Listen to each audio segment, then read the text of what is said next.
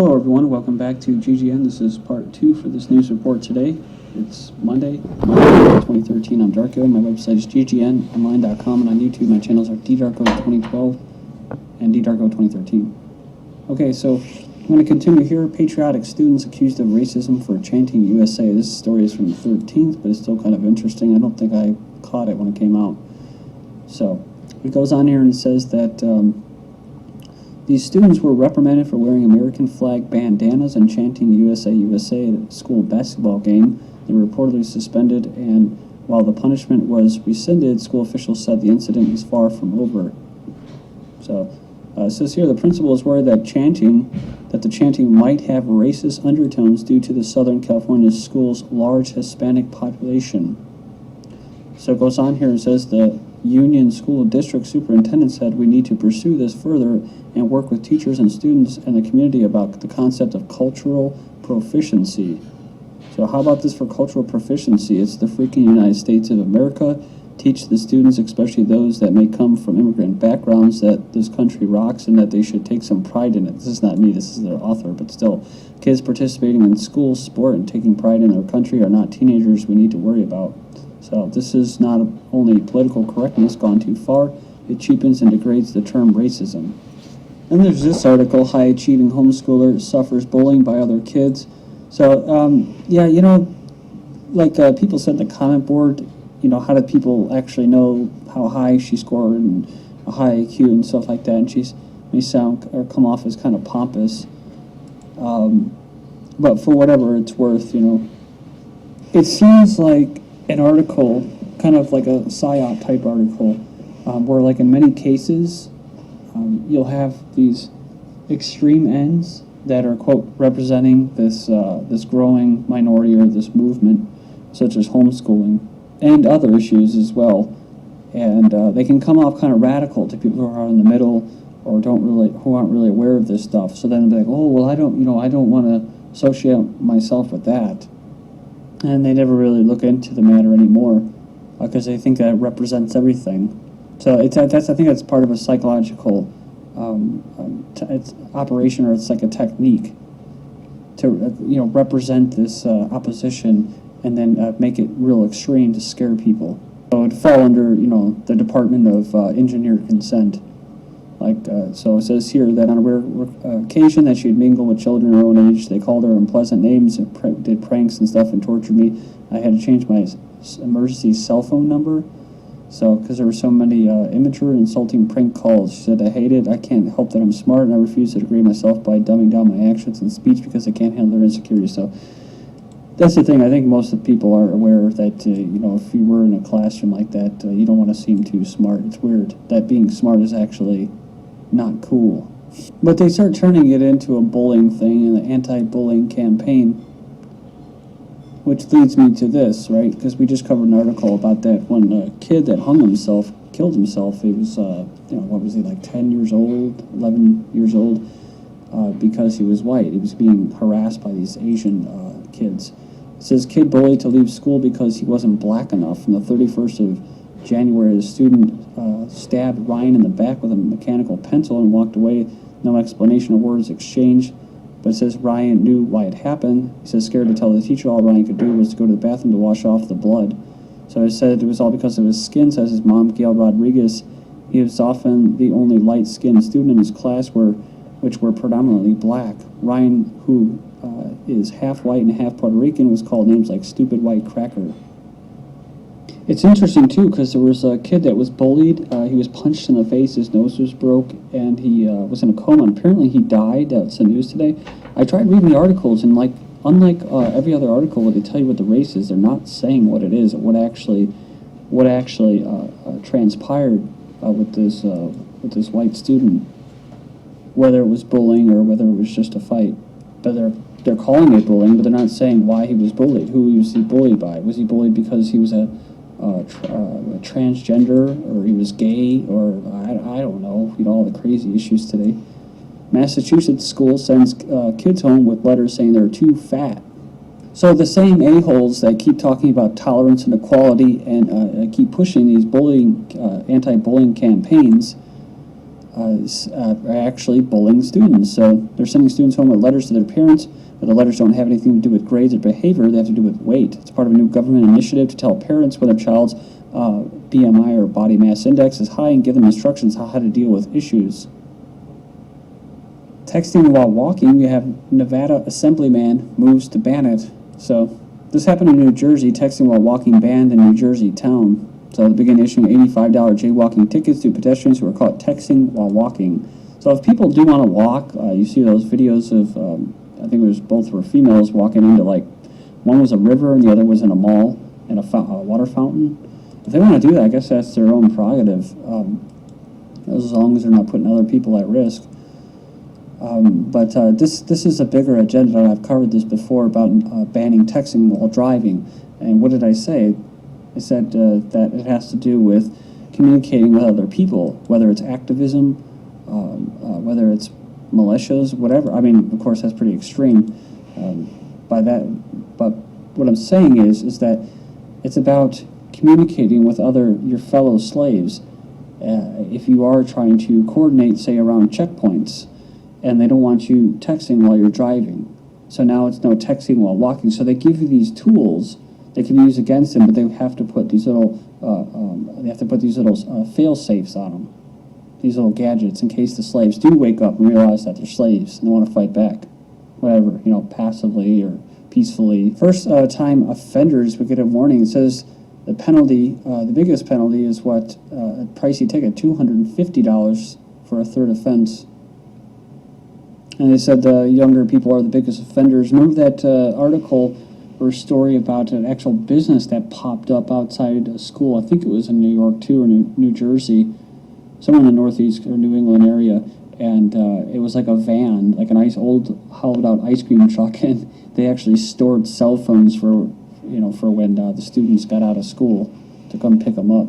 A Florida high school student reportedly suspended after disarming gunmen. A 16-year-old Florida high school student says he was suspended for 3 days for wrestling a loaded gun away from a teen threatening to shoot. Now, so most people right away be like, "Oh, that's atrocious," but what they're not going to see is, like, when they look at their politicians, they say, "Oh, we're just going to vote them out, and they're not doing their job." Well, no, they are doing their job. They're selling you and your future generations out, right? For short-term political gain and financial gains. They're doing their job. The agenda moves forward. So it's like it's heartbreaking when I hear, like, my family members and that I love, getting ready to retire and stuff like that, and they just one thing after another, one hit after another, and they can never get a break. But they say that, oh, they're not doing their job. No, they are doing their job, and they're doing their job here. The high school is because you don't let slaves carry out, their own actions, right, to protect other slaves. It's all liability, so you have to let the political law enforcement officers come in and do it. Or I hate to use this word, police themselves, right, because it has to do with being a sovereign. So he allegedly pointed the weapon at another student. He says, "I think he was really going to shoot him right then and there," says the student. According to the referral the student received the following day, he was suspended for his role in an incident where a weapon was present and given an emergency suspension. The boy's mother told Fox News that her son was suspended because he refused to cooperate with the investigation, adding that he was scared. Yeah, I would be too. I'd be scared of having to go to the police department and talk to these guys. I mean, who knows? They're going to try to convince you. We're going to cut you a deal. You only get so many days in probation or whatever, juvenile detention or public service, and you just admit to this or something. Maybe they take you in the back and part of the new militarized police state and torch you, downstairs or something like that to confess, for acting, basically taking part in a terrorist act. Popular standard shotgun could be banned under proposed bill. Popular hunting shotgun could be banned under one of the bills moving through the state capitol. A pump or semi-automatic shotgun is the guns most hunters use in Colorado. So it goes on. It's a gun that could be banned under a bill that's already passed in the House. So they're coming after a standard shotgun, says this one individual. So he points to a section of the bill that defines a high-capacity magazine as one capable of accepting or that can be readily converted to accepting more than 15 rounds or 8 shotgun shells. Oh yeah, just a correction. I said that that Vulcan machine gun or Gatling gun, 6,000 rounds per second. It's 6,000 rounds per minute. Whatever. It's mass death. So I just again, the point is that we're talking about high capacity magazines. Let's see, 6,000 rounds per minute, or maybe 500 to 1,000 rounds per minute. Most of those 1,000 rounders per minute are those are the sophisticated weapons made in Israel and Belgium and stuff in the U.S. carried by military usually only. Joe Biden's shotgun advice could be illegal in Delaware, officials claim. So it says here during the Facebook town hall on Tuesday, this is a little while ago, this is from the 21st of February, Vice President Joe Biden may have inadvertently advised his wife to break the law when he recalled telling her to shoot a shotgun on their property in response to a potential threat. So it goes on to talk about just firing off shots, like warning shots. But it's against the law in Delaware. You have to be in fear of your life to use deadly force. You cannot use deadly force to protect your property. Real nice. I guess you're just going to sit there and wait for the biggest thieves who steal property and money, the police, to come protect you. Yeah. Homeowners take Biden's shotgun advice and get arrested. During the past few days and weeks, Biden has been passing out advice on how to use the shotgun. The problem is much of what he has advised is against the law. So they found this when this Trevor Snowden, when he fired a shotgun through the door and faced charges for reckless handing of a firearm. The 22-year-old fired through a door after seeing two masked men by a window of his residence to protect his property. In an interview, Fueled and Streamed, Biden said one of the pluses of using a shotgun for home defense over an AR-15 is that you can just fire the shotgun through the door to keep people away from your house. The problem with this advice is that Snowden discovered is that using a shotgun in this manner is illegal. It reminds me of this article here that I saw. Most North Carolina gun deaths are from handguns, not assault weapons. In the wake of the gun massacres, President Obama has urged Congress to pass a series of gun control laws that include background checks for all gun sales and a ban on all assault-style weapons used in the shootings. But those measures in particular may have little effect on day-to-day gun crime in North Carolina, which overwhelmingly involves handguns, many sold and traded beyond even the beefed-up system of background checks envisioned in Washington, so maybe just ban them all, right?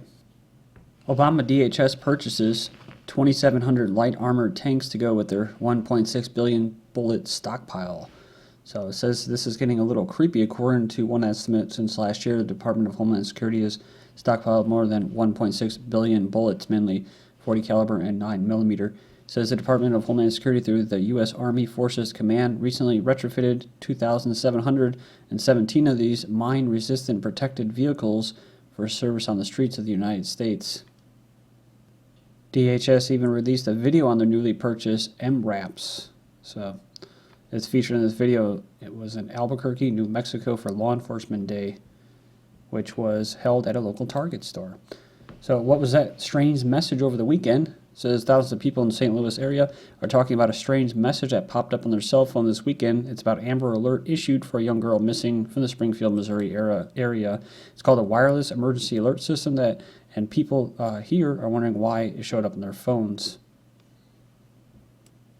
It says they're generated by a partnership between FEMA and the FCC and a number of cell phone providers, including AT&T, Sprint, and Verizon, rolled out last April, designed to increase public safety.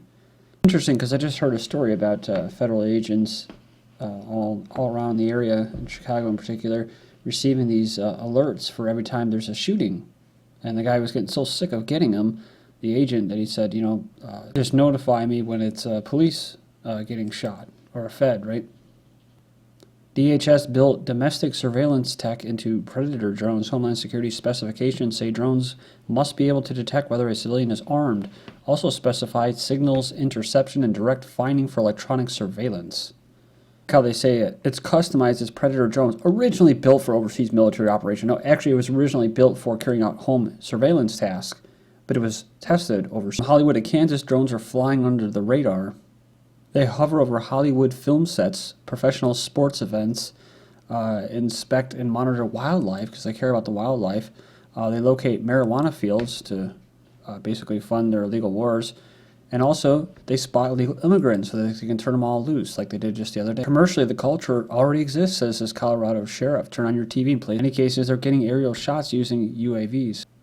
And we'll just leave off here and return in part 3. This is GGN, and I'm Darko. Thank you.